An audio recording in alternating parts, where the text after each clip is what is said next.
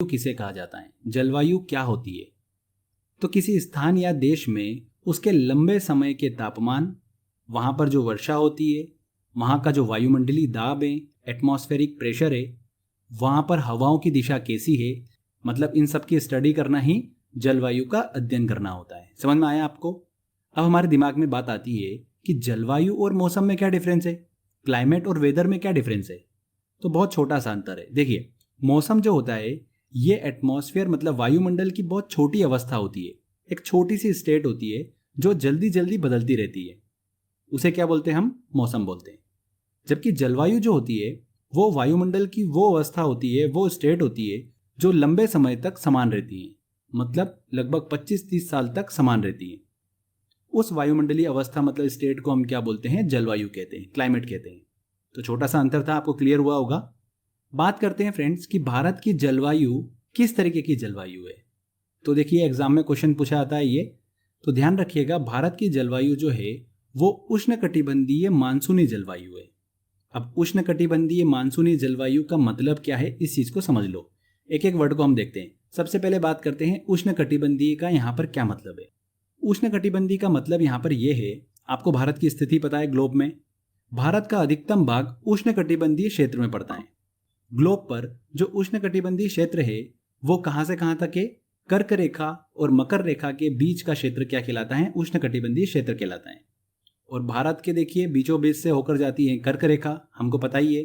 तो मतलब देखिए, भारत का अधिकांश भाग जो है वो कहां पर आ रहा है? उष्णकटिबंधीय क्षेत्र में आ रहा है।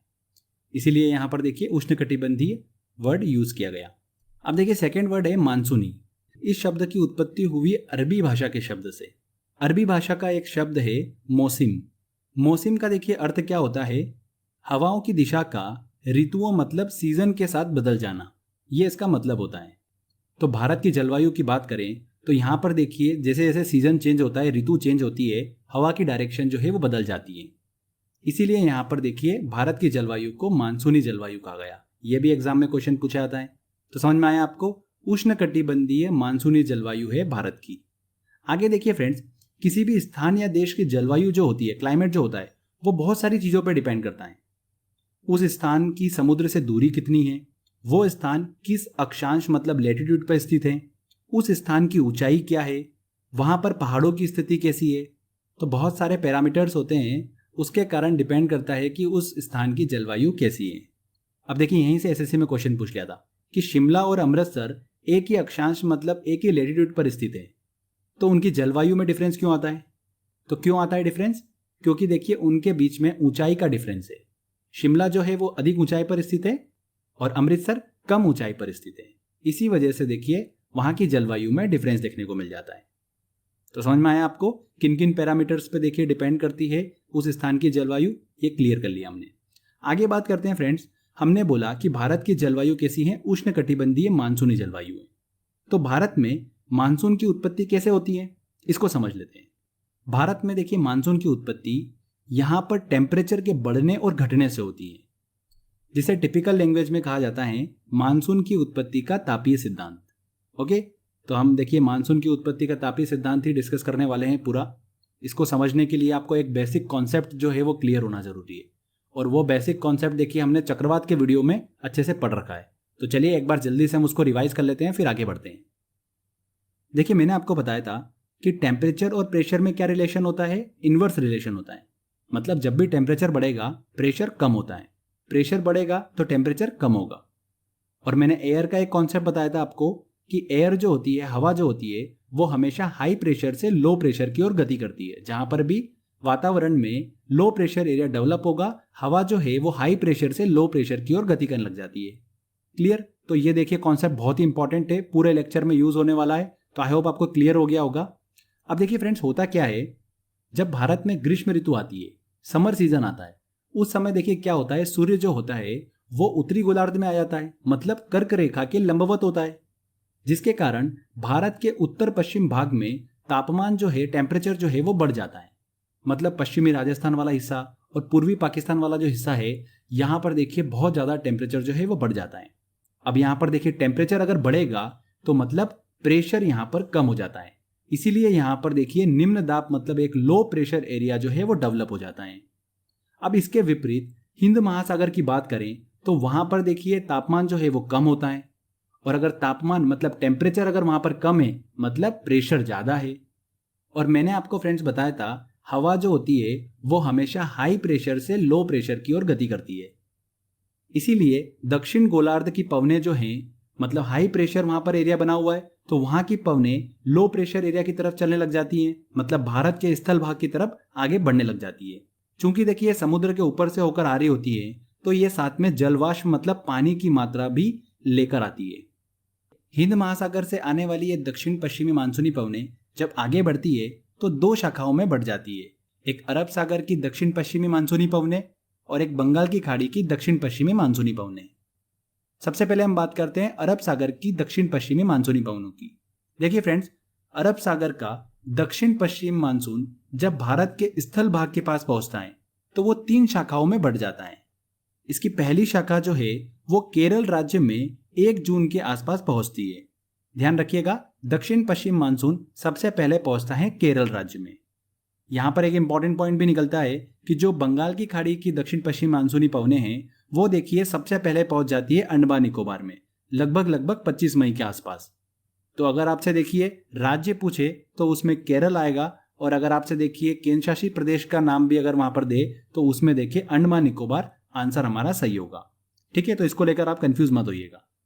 तो हम बात कर रहे थे अरब सागर की तरफ से आने वाला देखिए दक्षिण पश्चिमी मानसूनी पवनें सबसे पहले कहां पर पहुंची, केरल राज्य में पहुंची। ठीक है, 1 जून के आसपास। ये दक्षिणी पश्चिमी मानसूनी पवनें देखिए भारत के जब पश्चिमी तट पर पहुंचती है तो ये पश्चिमी घाट से टकराती है और जोरदार बारिश जो है हमको देखने को मिलती है। पहाड़ों की देखिए अत्यधिक ऊंचाई के कारण पश्चिमी घाट की जो पूर्वी ढलान है वहां पर देखिए हमको वर्षा कम देखने को मिलती है। क्यों? क्योंकि देखिए पश्चिमी घाट पर पहाड़ों की जो ऊंचाई है वो देखिए तकरीबन अगर हम एवरेज बात करें तो लगभग है कितना, 1500 से 2000 मीटर। और जब ये पवनें पश्चिमी घाट तक पहुंचती है तो 1200 मीटर की ऊंचाई तक पहुंचते पहुंचते ठंडी हो जाती है और बारिश कर देती है। यहाँ पर देखिए पश्चिमी घाट की जो पूर्वी ढलान वाला क्षेत्र है इसे क्या कहा जाता है, वृष्टि छाया क्षेत्र कहा जाता है। ये टर्म आप ध्यान रखिएगा, एग्जाम में पूछ लेते हैं इसलिए मैंने आपको बताया। वृष्टि छाया क्षेत्र में देखिए तमिलनाडु, कर्नाटक और आंध्र प्रदेश स्थित होता है, इसीलिए यहाँ पर दक्षिण पश्चिम मानसून का प्रभाव नहीं देखने को मिलता है। आगे देखिए अरब सागर से उठने वाली दक्षिण पश्चिम मानसून की दूसरी शाखा बॉम्बे से एंटर करती है लगभग 5 से 10 जून के आसपास, और ये मानसून देखिए नर्मदा तापी नदियों की घाटियों से होकर मध्य भारत तक पहुंचता है और वहां पर देखिए अत्यधिक मात्रा में वर्षा देखने को मिलती है। ये मानसून जो है फ्रेंड्स ध्यान रखिएगा छत्तीसगढ़ के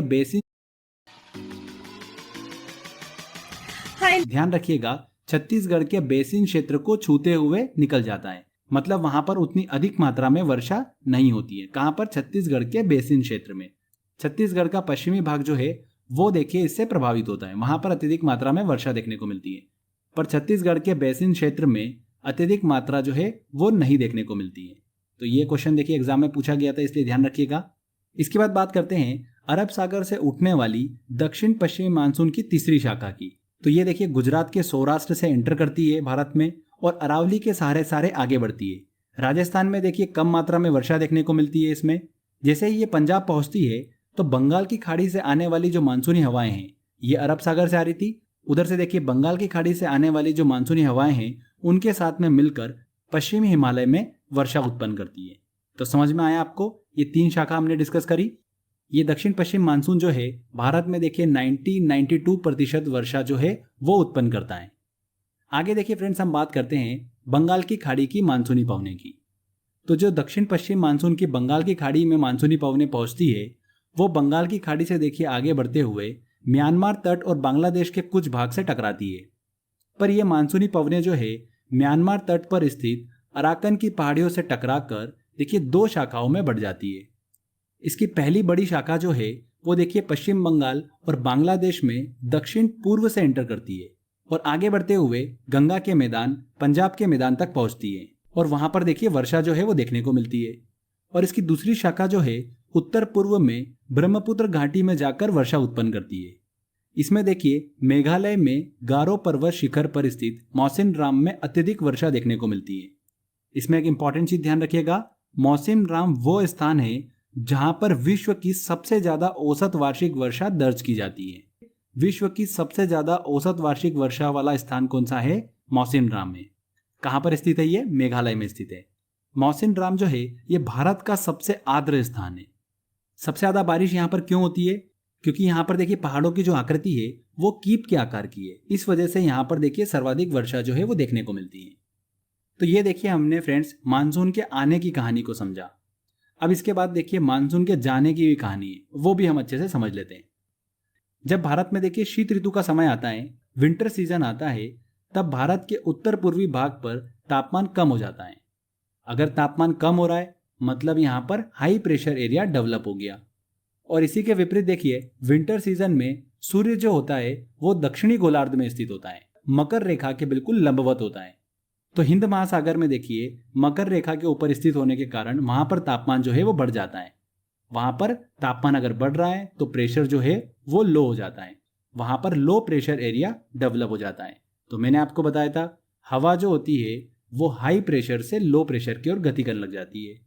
तो यहाँ पर देखिए उत्तर पूर्व से पवनें जो है वो हिंद महासागर की तरफ चलने लग जाती है। तो यहाँ पर शुरुआत होती है उत्तर पूर्व मानसून की। देखिए इसका मैक्सिमम भाग जो है उत्तर पूर्व मानसून का वो स्थल से होकर जाता है, पर उत्तर पूर्व का कुछ भाग जो है वो बंगाल की खाड़ी से होकर जाता है। बंगाल की खाड़ी से देखिए जब ये होकर जाता है तो जलवाष्प की कुछ मात्रा ग्रहण कर लेता है, जिसके कारण अक्टूबर नवंबर में देखिए आंध्र प्रदेश के कुछ भाग में और नवंबर दिसंबर में देखिए तमिलनाडु में सर्वाधिक वर्षा जो है वो देखने को मिलती है। इसमें देखिए उत्तर पूर्व मानसून की 50 to 60% वर्षा जो होती है वो सिर्फ तमिलनाडु में ही देखने को मिलती है। तो उत्तर पूर्व मानसून से देखिए तमिलनाडु में वर्षा होती है। वेरी वेरी इंपॉर्टेंट पॉइंट है, एग्जाम में देखिए बहुत बार क्वेश्चन पूछा जाता है, तो ध्यान रखिएगा। आगे देखिए एक फैक्ट को हम डिस्कस करते हैं कि तमिलनाडु वर्षा ऋतु में शुष्क क्यों रहता है। उसके दो कारण हैं। पहला कारण क्या है? तमिलनाडु दक्षिण पश्चिम मानसून की अरब सागर वाली जो शाखा है उसके वृष्टि छाया क्षेत्र में स्थित है। वृष्टि छाया क्षेत्र मैंने आपको पहले ही बता दिया था। और सेकंड कारण क्या है? तमिलनाडु का तट जो है ये देखिए बंगाल की खाड़ी की जो मानसूनी पवनें हैं उसके समानांतर है। इस वजह से देखिए ये वर्षा ऋतु में शुष्क रहता है। ये दो इंपॉर्टेंट कारण है, देखिए एग्जाम में यहाँ से क्वेश्चन बन सकता है, इसलिए ध्यान रखिएगा। आगे देखिए फ्रेंड्स, आपने देखा होगा कि शीत ऋतु में भारत के उत्तर पश्चिम भाग पर वर्षा और बर्फबारी मतलब हिमपात देखने को मिलता है। तो ऐसा क्यों होता है, इसका कारण हम समझ लेते हैं। तो शीत ऋतु में भारत के उत्तर पश्चिमी भाग पर वर्षा और बर्फबारी हमको देखने को मिलती है पश्चिमी विक्षोभ के कारण, वेस्टर्न डिस्टर्बेंस के कारण। वेस्टर्न डिस्टर्बेंस क्या होता है इसको समझिए। देखिए ये भारत के शीत ऋतु में उत्तर पश्चिम भाग में आने वाला एक तूफान है जो कि भूमध्य सागर और अंध महासागर से नमी प्राप्त कर कर उठता है और भारत के उत्तर पश्चिम भाग में पंजाब वाले क्षेत्र में वर्षा करता है और जम्मू कश्मीर, उत्तराखंड और हिमाचल क्षेत्र में बर्फबारी उत्पन्न करता है। समझ में आया आपको? वेस्टर्न डिस्टर्बेंस जो है ये एक प्रकार का तूफान है जो कि कहां से उत्पन्न होता है? भूमध्य सागर, अंध महासागर से उत्पन्न होता है और देखिए भारत के उत्तर पश्चिमी भाग पर आकर वर्षा और बर्फबारी उत्पन्न करता है। तो ये भी देखिए काफी इंपॉर्टेंट है, यहाँ से क्वेश्चन पूछा जाता है। अच्छा, ये जो पश्चिमी विक्षोभ है मतलब वेस्टर्न डिस्टर्बेंस है, ये देखिए गेहूं की फसल के लिए बहुत ही ज्यादा महत्वपूर्ण होता है। गेहूं की फसल जो है ये कौन सी फसल है? रबी की फसल है। रबी की फसलें जो है वो कम तापमान में बोई जाती हैं। कौन कौन सी फसलें होती है रबी की? जैसे कि गेहूं, मटर, सरसों, चना, ये सभी देखिए रबी की फसल होती है। इसकी अगर विपरीत हम बात करें तो मानसूनी वर्षा के समय में खरीफ की फसल बोई जाती है। खरीफ की फसलें कौन कौन सी होती हैं? चावल, बाजरा, मूंगफली, सोयाबीन, उड़द, कपास, ये सभी देखिए खरीफ की फसलें हैं। तो ये देखिए डिफरेंस आप ध्यान रखिएगा, यहाँ से भी एग्जाम में क्वेश्चन पूछ लेते हैं। इसके बाद देखिए भारत में हम वर्षा के आंकड़ों को डिस्कस कर लेते हैं। तो देखिए भारत में औसतन वार्षिक वर्षा जो होती है वो कितनी होती है? 125 सेंटीमीटर होती है। भारत के 35% भाग पर 75% से कम वर्षा देखने को मिलती है। सबसे अधिक वर्षा कहां पर देखने को मिलती है? सबसे अधिक मतलब यहां पर 400 सेंटीमीटर से अधिक। कहां पर? पश्चिमी घाट, मेघालय और उत्तर पूर्व का देखिए उप हिमालयी क्षेत्र जो है यहां पर सबसे अधिक वर्षा देखने को मिलती है। मेघालय के कुछ हिस्सों में तो देखिए 1000 सेंटीमीटर से भी ज्यादा वर्षा दर्ज की जाती है। सबसे कम वर्षा वाले स्थानों की बात करें मतलब जहां पर 20 सेंटीमीटर से कम वर्षा होती है, वो कौन कौन से स्थान है? कैसे हो मेरे शेर शेरनियों, आपके लिए दो पश्चिमी राजस्थान वाला भाग और लद्दाख वाला भाग। यहाँ पर देखिए भारत में सबसे कम वर्षा जो है वो दर्ज की जाती है। आगे देखिएगा, जिस स्थान पर 100 सेंटीमीटर से अधिक वर्षा होती है उन राज्यों में चावल की खेती जो है वो की जाती है। जहां पर 100 सेंटीमीटर से कम वर्षा होती है वहां पर देखिए गेहूं की फसल जो है वो बोई जाती है। भारत का जो पूर्वी भाग है यहाँ पर ज्यादा वर्षा होती है एज कंपेयर टू पश्चिमी भाग के, इसीलिए भारत के पूर्वी भाग में चावल जो है वो ज्यादा मात्रा में बोया जाता है और पश्चिमी भाग पर देखिए गेहूं की फसल ज्यादा बोई जाती है। क्लियर हुआ? एक इंपॉर्टेंट पॉइंट इसमें ध्यान दीजिएगा, जब ग्रीष्म ऋतु खत्म होता है तब मानसून के आने से पहले बिहार और बंगाल के क्षेत्र में कुछ वर्षा देखने को मिलती है, जिसे क्या कहा जाता है, फुहार कहा जाता है। ये वर्षा आम की फसल के लिए बहुत ही ज्यादा फायदेमंद होती है, इसीलिए इस वर्षा को आम्र वर्षा के नाम से भी जाना जाता है। तो आपको क्लियर हो गया होगा आम्र वर्षा किसे कहते हैं। ग्रीष्म ऋतु जब खत्म हो जाती है, मानसून जब आने वाला होता है, जस्ट उससे पहले आने वाली वर्षा आम की फसल के लिए देखिए बहुत ज्यादा उपयुक्त होती है, इसीलिए इसे आम्र वर्षा के नाम से जाना जाता है। तो फ्रेंड्स देखिए यहाँ पर हमारा ये सारा थ्योरी सेक्शन कंप्लीट होता है। अच्छे से पूरा विजुलाइज करके देखिए हमने समझा है, आपके दिमाग से कभी भी देखिए ये सब चीजें नहीं जाने वाली है। अब देखिए फ्रेंड्स, इस टॉपिक से कौन कौन से एग्जाम में क्वेश्चन पूछे गए हैं और कौन कौन से क्वेश्चन पूछे जा सकते हैं, उन सभी को सॉल्व करना बहुत ही जरूरी है। तो वो देखिए सभी क्वेश्चन हम सॉल्व करेंगे इसके पार्ट 2 में। तो अगर आपको देखिए इस वीडियो का PDF डाउनलोड करना है तो क्रेजी जी के ट्रिक